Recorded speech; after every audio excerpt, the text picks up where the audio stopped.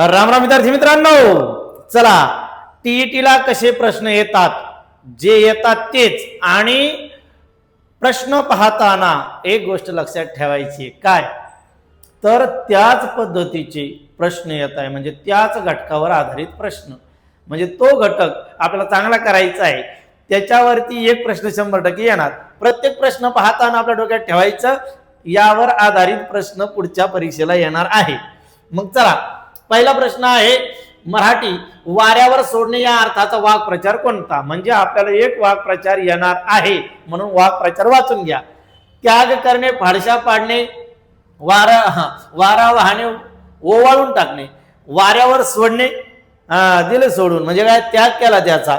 चला, म्हणजे या ठिकाणी वाऱ्यावर सोडणे याचा अर्थ काय आहे, त्याग करणे. चला, वाऱ्यावर सोडणे, त्याग करणे. आता या ठिकाणी आपलं उत्तर काय आहे, त्याग करणे. दुसरं काय आहे, लेखन नियमानुसार अचूक शब्द कोणता. आता लेखन नियमानुसार काय आहे, तर इथे संधी घडलेली आहे, पृथक्करण, पृथक्करण, पृथक्करण, पृथक्करण. तर या ठिकाणी इथं काय आहे, तुम्हाला कलर कलर कलर हा लालच बार आहे. हा, पृथग, पृथग अधिक करण. आता घडलं काय या ठिकाणी, पृथग अधिक करण म्हणजे क च्या पुढे, म्हणजे इथं या ठिकाणी ग आलं. मग ग काय सांगतं, हे क म्हणतं मी कसा आहे, कठोर, मग तुझ्या गटातला कठोर पाठव. हा, मग हे 3 नंबरचं जातं, क ख ग 3 नंबरचं जातं आणि 1 नंबरचं येतं, आणि मग शब्द तयार होतो पृथक, पृथक्करण. म्हणजे या ठिकाणी प्रथम व्यंजन संधी होती, तिसरे जाते आणि पहिले येते, म्हणून आपलं उत्तर काय पाहिजे, पृथक्करण.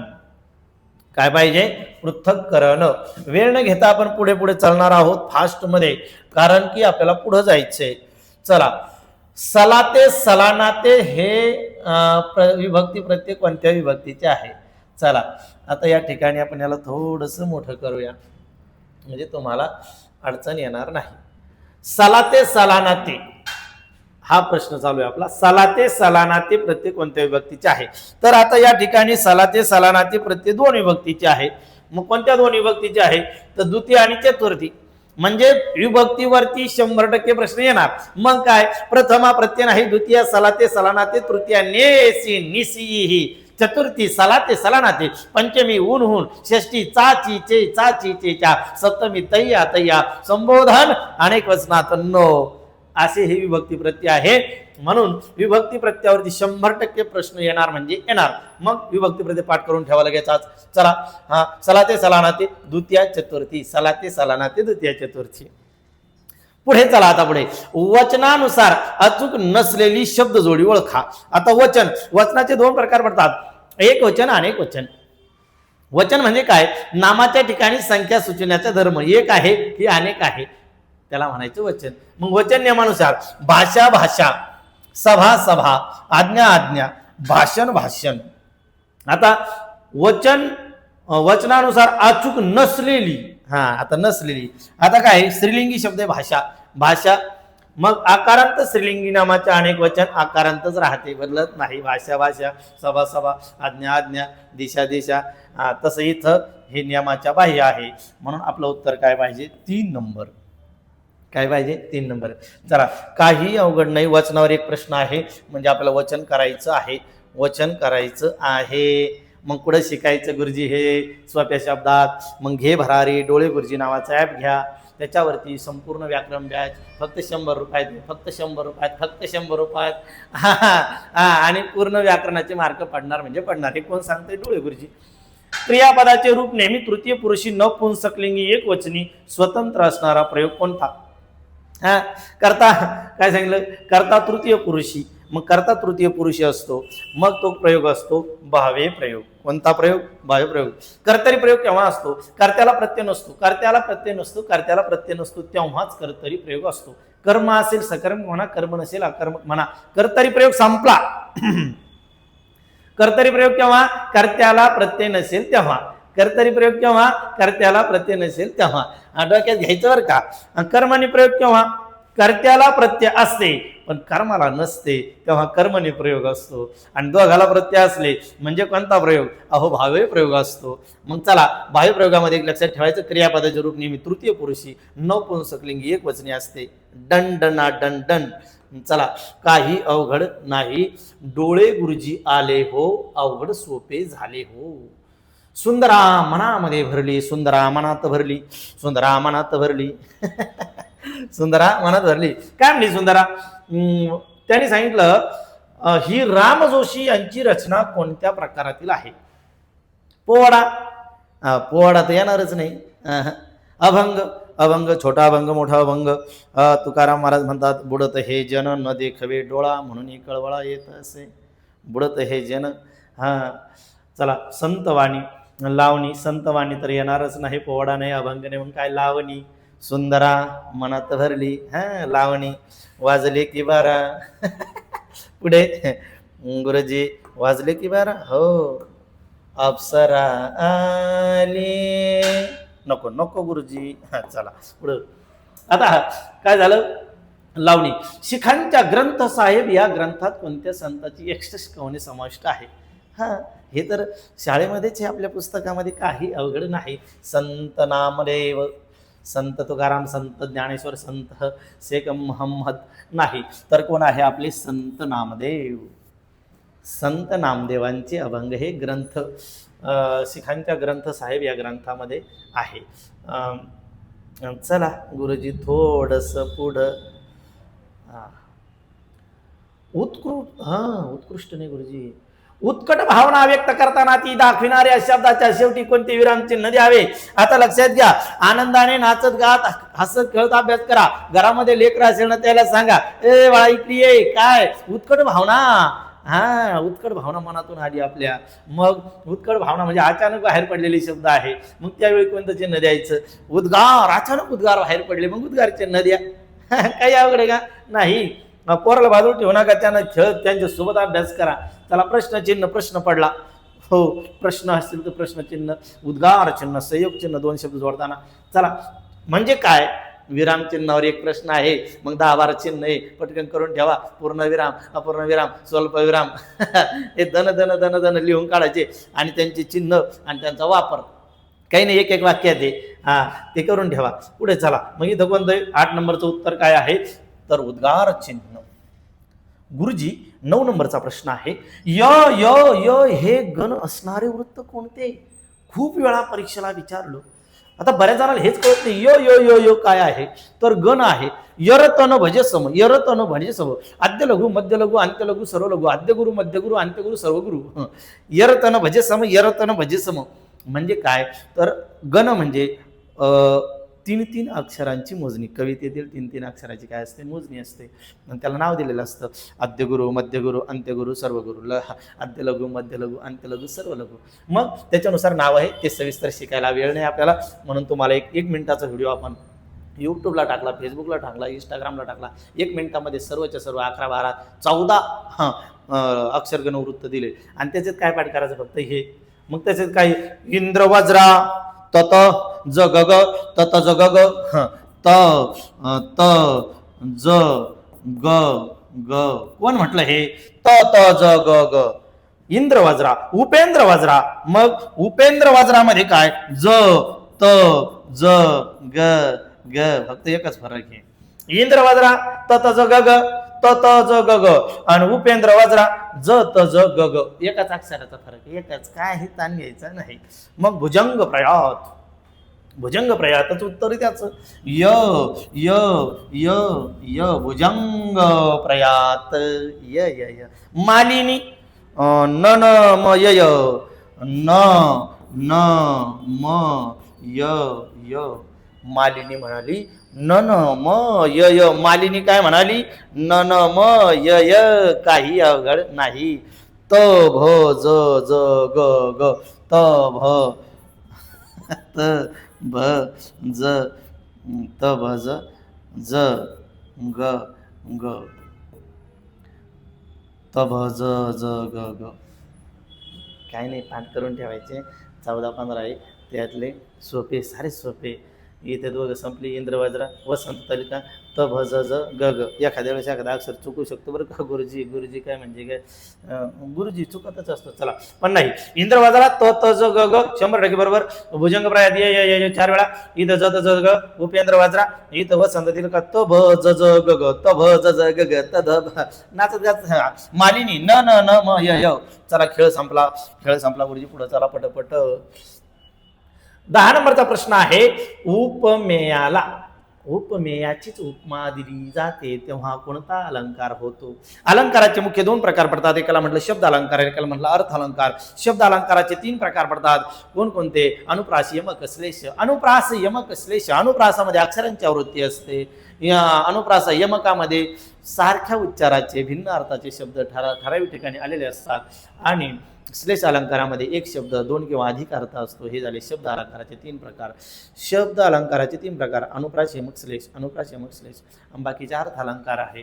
मग त्याने विचारलं आपल्याला, उपमेयाला उपमेय म्हणजे पोराला हे मी उपमेय आहे म्हणजे मूळ घटक आहे. मूळ घटकाला त्याचीच उपमा देणे. त्याला उपमा देण्यासाठी कोणी भेटत नाही. आईसारखी मायाळू आईच. आईला उपमा देण्यासाठी कोणाची देणार? तिला उपमाच देऊ शकत नाही आपण. मग आईसारखी मायाळू आई आहे. ताजमहल एक जगती तोच त्याच्या परी. झाले बहु, होतील बहु, आहेतही बहु, परंतु या सम हाच.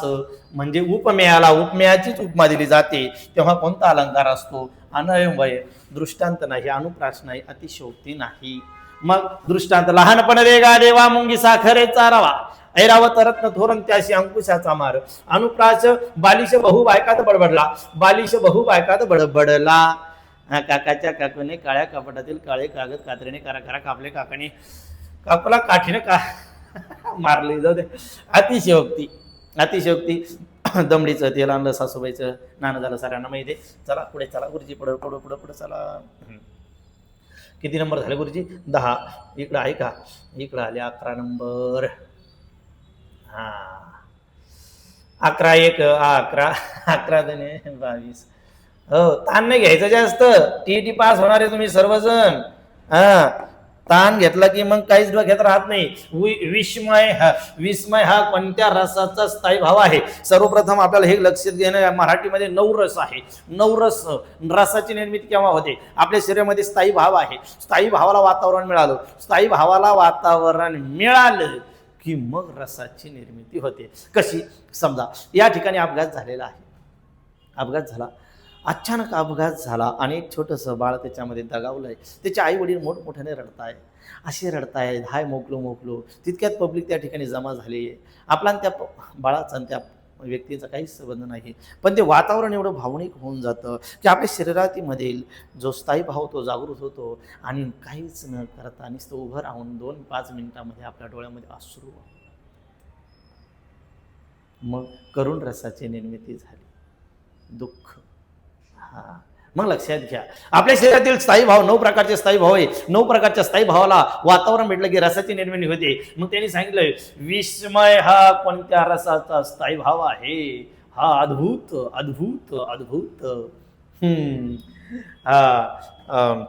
अद्भुत असतं. कसं? आमच्या मामाच्या गावा सोन्या चांदीच्या पेठा. मामाला घर नाही राहिला, सोन्या चांदीच्या पेठा म्हणे. हो. जुग जुग जुग जुग अगेन गाडी. चला पुढं. विस्मय अद्भुत. का भयानक घेता भाऊ? नाही, विस्मय अद्भुत. चला. 12 माती या नामाचे अचूक विशेषण कोणते? माती या नामाचे अचूक विशेषण लावायचे. माती बहारदार, माती पडीक, माती कसदार. मजेदार. माती कशी आहे? कसदार आहे. त्याच्यामुळेच तर उत्पन्न होतं चांगलं आहे. चला. मधु लाडू खात असे प्रयोग ओळखा. काळ आहे का? मधु लाडू खात असे या वाक्यातील काळ ओळखा. गुरुजी थोडस लहान करा याला. चला, लहान व्हा पाहुणे तुम्ही थोडस. चला आता बॉम्बला. मधु लाडू खात असे. आता लक्षात घ्या बरं का. खात असे, चालत असे, उठत असे, बसत असे, पळत असे, रडत असे, झोपत असे, पळत असे, असे भूतकाळ, रीती भूतकाळ. मधु लाडू खात असे दिनेश लाडू फोडत असे पाहत असे रडत असे काढत असे सोडत असे असे असे असे आलं त्याला म्हणायचं रीती भूतकाळ. बाकीच्या काळाबद्दल बोलत नाही. वर्तमान काळामध्ये नको आता त्याच्या वेळी आपला इथं व्हिडिओ जास्त बनेल. चला गुरुजी पुढं चला पुढं. पररूप संधीचे उदाहरण ओळखा. आपल्याकडे 2 संधी आहे मराठीमध्ये. मराठी संधीचे 2 प्रकार आहे. एकाला म्हणलं पूर्वरूप संधी आणि एकाला म्हणलं पररूप संधी. पूर्वरूप म्हणजे इथं स्वरांचा संबंध आहे. मग काय सांगितलं, पररूप संधीचे उदाहरण ओळखा. आता बघा नदी शब्द आहे, नदी अधिक आत. आता या ठिकाणी नदी शब्दामध्ये ई नावाचा स्वर आहे आणि इथे आ आहे. आता शब्द जोडला आपण, संधी झाला नदी नदीत. आता आ निघून गेला आणि ई कायम राहिला म्हणजे पहिलं रूप कायम राहिलं म्हणून त्याचं नाव पूर्वरूप संधी. नाही अधिक असा, नाही सा, नाही अधिक असा म्हणजे काय घडलं बघा, नाही अधिक असा नाही सा म्हणजे ई कायम राहिलं म्हणजे पूर्वरूप संधी आहे.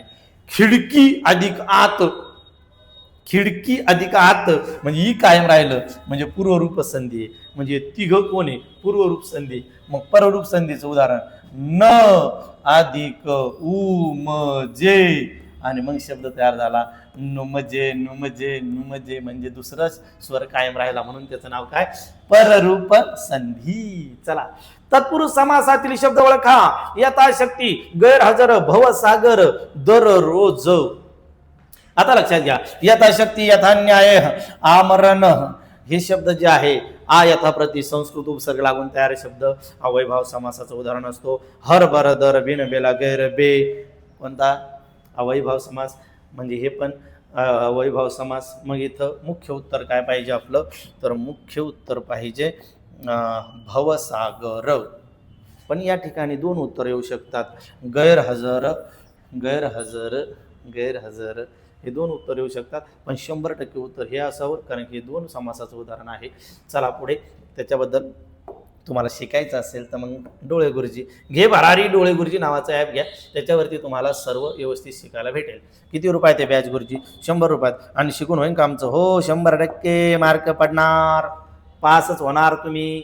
अनुराग, आता या ठिकाणी शब्दाचा समानार्थी शब्द सांगितला आपल्याला. मग संताप राग आहे, अनुराग त्याच्यात पण रागच आहे पण तसं काही नसतं. अनुराग, संताप, क्रोध, राग. आता क्रोध, राग, संताप हे समानार्थी शब्द. मग अनुराग म्हणजे प्रेम, अनुराग अनुराग अनुराग अनुराग. चला म्हणजे काय, समानार्थी विरुद्धार्थीवर 100% प्रश्न विचारला जातो. मग आपल्याला त्या ठिकाणी पुन्हा एक गोष्ट लक्षात ठेवायची, काय तर समानार्थी विरुद्धार्थी शब्द वाचा. आलाच विरुद्धार्थी शब्द पुन्हा काय, विरुद्धार्थी शब्दाची अचूक नसलेली जोडी कोणती, धरती आकाश. अवघड सोपे, होय नाही, सुलभ सोपे. अचूक म्हणजे अचूक नसलेली म्हणजे ही चुकीची जोडी. सुलभ सोपे, सोपे म्हणजे सुलभ, सुलभ म्हणजे सोपे, सोपे म्हणजे सुलभ. चला पुढं. अचूक शब्द ओळखा. आदरणीय, आदरणीय, आदरणीय, आदरणी. इथे हे न जे आहे ना ह्याचा उच्चार करताना जी मुडपली पाहिजे, आदरणीय. याचा उच्चार करताना जाताला लागले पाहिजे पुढच्या, आदरणीय. मग शुद्ध शब्द हा आहे गुरुजी, 1 नंबर. बाकी द्या सोडून. चला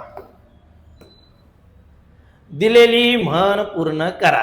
आता ही म्हण पहा किती सोपी आहे तुमच्या पुढे आलेली. काय म्हण, म्हण अशी आहे की दिलेली म्हण पूर्ण करा. ज्याची खावी पोळी त्याची टिंग टिंग टिंग टिंग टिंग टिंग. काय, वाजवावी टाळी, वाजवावी टाळी, वाजवावी टाळी, टाळी टाळी, भरावी जोळी, वाजवावी टाळी. 4 नंबर. सम्राट सिंह या नाटकाचे लेखक कोण. आता 100% म्हणजे या ठिकाणी कथा, कादंबरी आणि त्यांचे लेखक, कवी आणि त्यांची टोपण नावे यावरती 100% प्रश्न असणार. आणि पुढच्या 2-4 दिवसात मी तुम्हाला अत्यंत महत्त्वाचे लेखक, कवी, त्यांची टोपण नावे, त्यांची कादंबऱ्या, कथा याच्याबद्दल माहिती देणार आहे. 1-1 तासाचा व्हिडिओ टाकतो मोठा. पटपट लिहून घ्या तुम्ही आणि वाचून काढा. गुरुजी सर्वांना येणार ते काही अवघड नाही. सम्राट सिंह नाटकाचे लेखक कोण आहे. विवा शिरवाडकर, राग गडकरी, रत्नाकर मतकर नाही, प्रके अत्रे. उत्तर काय आपलं, प्रके भाऊ अत्रे. चला पुढं काही जास्त आपल्याला परत तुम्हाला आनंद झाला पाहिजे असं घेऊ आपण. चला, सांध्य प्रभातातील वैष्णवी या काव्यग्रहाचे काव्यसंग्रहाचे कवी कोण आहे. कवी इंद्रजित भालेराव, विठ्ठल वाहक, Suresh Bhat, grace grace grace grace. चला संबोधनयुक्त शब्दरूप ओळखा. आता संबोधन विभक्ती आपल्याकडे 8 विभक्ती आहे. प्रथमा, द्वितीय, तृतीय, चतुर्थी, पंचमी, षष्ठी आणि संबोधन. आता संबोधन नो, मुलांनो, विद्यार्थ्यांनो. मग देवी, देव, देवता नाही, देवतांनो आम्हाला आशीर्वाद द्या आणि या टीईटी मध्ये आम्हाला पास करा. देवतांनो देवतांनो देवतांनो. चला 22 नंबर 23 नंबर आला पहा 23. काय म्हणे 23 नंबरचं? पंतप्रधान म्हणाले की युवकांनी उद्यमशील बनावे. वाक्य प्रकार ओळखा. केवळ वाक्य, संयुक्त वाक्य, मिश्र वाक्य. आता आपल्याला या ठिकाणी माहिती असणं गरजेचं आहे. केवळ वाक्य म्हणजे एक कर्ता आणि एकच क्रियापद असतं, त्याला केवळ वाक्य म्हणतात. त्याच्यामध्ये उभयान्वयावे जोडलेले नसतात. मग आता पंतप्रधान म्हणाले की आलं, याचा अर्थ केवळ वाक्य नाही, खेळ संपलेला आहे. चला मग आता मिश्र किंवा संयुक्त यापैकी 2 असणार. मग तुम्हाला एक सांगून देतो मी. उभयान्वयाव्य नावाची ही जात चांगली अभ्यासाची. उभयान्वयाव्याचे मुख्य 2 प्रकार पडतात. एकाला म्हणलं प्रधानत्व सूचक आणि एकाला म्हणलं गौणत्व सूचक. प्रधानत्व सूचकचे जे 4 प्रकार आहे कोणकोणते? समुच्चय, विकल्प, न्यूनत्व, परिणाम. समुच्चय, विकल्प, न्यूनत्व, परिणाम. समुच्चय, विकल्प, न्यूनत्व, परिणाम. प्रधानत्व सूचकचे 4 प्रकार: समुच्चय, विकल्प, न्यूनत्व, परिणाम. सविनीव परिणाम, सविनीव परिणाम, सविनीव परिणाम, सविनीव परिणाम. चला या 4 प्रकारामध्ये येणारं वाक्य, प्रत्येक वाक्य हे संयुक्त वाक्य असतं. मग आता पंतप्रधान म्हणाले की युवकांनी उद्यमशील बनावे. आता समुच्चय नाही, विकल्प नाही, न्यूनत्व नाही, परिणाम पण नाही. मग दुसरे प्रकार पहा. प्रधानत्व सूचकचे 4 प्रकार झाले. गौणत्व सूचकचे किती प्रकार आहे? 4. कोणकोणते? स्वरूप, कारण, उद्देश, संकेत. मग पंतप्रधान म्हणाले की काय म्हणाले? त्याचं स्वरूप स्पष्ट झालं. पुढं युवकाने उद्यमशील बनावे, स्वरूप. मग या 4 प्रकारामध्ये येणारं वाक्य मिश्र वाक्य. कधीच चुकणार नाही, कधीच. मग प्रधानत्व सूचकचे 4 प्रकारात येणारं वाक्य कोणतं? संयुक्त वाक्य. आणि गौणत्व सूचकच्या 4 प्रकारामध्ये येणारं वाक्य कोणतं? तर ते असतं मिश्र वाक्य. चला 24वा प्रश्न आहे. भर धाव या शब्दातील उपसर्ग ओळखा. आता सर्वप्रथम आपल्याला प्रत्यय आणि उपसर्ग माहिती असणं गरजेचं आहे. उपसर्ग हार हा शब्द आहे, त्याला पुढून लागलं उपहार. आता शब्दाच्या सुरुवातीला लागणारी अक्षर, शब्दाच्या सुरुवातीला जोडली जाणारी अक्षरे त्यांना म्हणायचं उपसर्ग. आणि शेवटी जोडली जातात त्यांना काय म्हणायचं? त्यांना म्हणायचं प्रत्यय. चला एवढंच लक्षात ठेवा. आता जे सुरुवातीला लागतात त्यांना म्हणायचं उपसर्ग. मग आता या ठिकाणी धाव नावाचा शब्द आहे, त्याला लागलं भर धाव. या शब्दातील उपसर्ग भर धाव. धाव नाही, व नाही, भ नाही, मग कोणी? भर धाव. 4 नंबरचं उत्तर. चला पुढचा. आई वडील यांना पत्र लिहिताना कोणता अचूक मायना लिहावा? 100% पत्र लेखनावर एक प्रश्न आहे. टीईटीला 100% आहे, 100%. आणि काय विचारतात? मायना. आई वडिलांना तीर्थरूप. आई वडील असेल तर तीर्थरूप, आणि वडीलधारी मंडळी असेल म्हणजे आई वडील सोडून त्यांना तीर्थ स्वरूप. तीर्थरूप, तीर्थस्वरूप. चला मग गुरुजी इथं तीर्थस्वरूप, इथं तीर्थस्वरूप, इथं तीर्थरूप, इथं तीर्थरूप. शोधून घ्या कोणतं येतं आई वडिलांसाठी. पहिली वेलांटी द्यायची की दुसरी? थोडं डोक्याला ताण द्या. चला मराठी वर्णमालेतील अह यांना काय म्हणतात? अह स्वरादी आहे. अह काय आहे? स्वरादी. कुणी आणले? मोरो केशव दामले यांनी आपल्या वर्णमालेमध्ये स्वरादी आणलेलं आहे. उत्तर आहे स्वरादी. भास्कर या शब्दातील योग्य अचूक लघुगुरु क्रम ओळखा. चला लघुगुरुक्रम सांगतो. ज्याच्यामध्ये रस्व स्वर त्यांना लघु म्हणा, ज्याच्यामध्ये दीर्घ स्वर त्याला गुरु म्हणा. म्हणजे काय? रस्वई, रस्वऊ, रु आणि रुलू हे 5 जण ज्या अक्षरात आहे त्यांना काय म्हणायचं? लघु. आणि लघुचं चिन्ह काय असतं? अर्धचंद्र. अर्धचंद्र. आणि बाकीचे जे आ, दीर्घ ई, दीर्घ उ, ए, ऐ, ओ, औ यांना काय म्हणायचं? गुरु. मग आता या ठिकाणी बघा, या भामध्ये कोण आहे? आ आहे म्हणजे लघु येणार नाही. मग कोण येणार? गुरु. आता या जोडाक्षरामध्ये क मध्ये कोण आहे? अ म्हणजे कोण येणार? लघु. आणि या र मध्ये कोण आहे? अ म्हणजे कोण येणार? लघु. म्हणजे पहिलंच उत्तर भेटलं आपल्याला. काय आहे मग? गुरु लघु लघु आद्य गुरु आद्य गुरु आद्य गुरु. काय इथं? गुरु लघु लघु. खेळ संपला. एकदम सोपं आहे. आणि पुढचे 3 प्रश्न जे आहे तर ते कशावर आहे पहा. ते प्रश्न आहे उतार्यावरती. आणि उतार्यावरचे प्रश्न तुम्हाला येतात, काही अवघड नाही. उतारा मन लावून वाचायचा, आधी प्रश्न वाचून घ्यायचे, मग उतारा वाचायचा, पटकन 3 उत्तर देऊन टाकायचे. चला या ठिकाणी आपण थांबू. पुढचे प्रश्न पुढच्या लेक्चरला घेऊ. उद्या तुम्हाला साहित्यिक व त्यांचे लेखक आणि त्यांनी लिहिलेले पुस्तके त्याच्याबद्दल मी माहिती देणार आहे. जर तुम्हाला हे व्याकरण जे आहे, व्याकरणाचे तुम्हाला 24 ते 25 मार्क भेटणार आहे. ते तुम्हाला परफेक्ट पाहिजे असेल तर आपलं घे भरारी डोळे गुरुजी नावाचं ॲप घ्या. त्याच्यावरती फक्त 100 रुपयात व्याज आहे, ती घ्या तुम्ही. आणि रिकाम्या वेळेत ऐका आणि आनंदाने ऐका. तुम्हाला सांगतो 8 दिवसात व्याज संपणार. मन लावून ऐकले ते आणि पैकीच्या पैकी मार्क भेटणार. आणि आपलं पुस्तक जर पाहिजे असेल तुम्हाला तर ते पुस्तक तुम्ही 8 ते 10 तासामध्ये पूर्ण वाचून खतम. शब्दाच्या जाती, अलंकार, समास, प्रयोग सर्व सर्व सर्व सर्व 8 दिवसात. एकदम सोपं पुस्तक आहे. आणि किती रुपयात आहे गुरुजी? 150 रुपयात. आणि कसं मागवायचं? आपला नंबर आहे 98 34 89 82 13. 98 34 89 82 13. या नंबरला तुम्ही व्हॉट्सअपला तुमचा पत्ता पाठवा.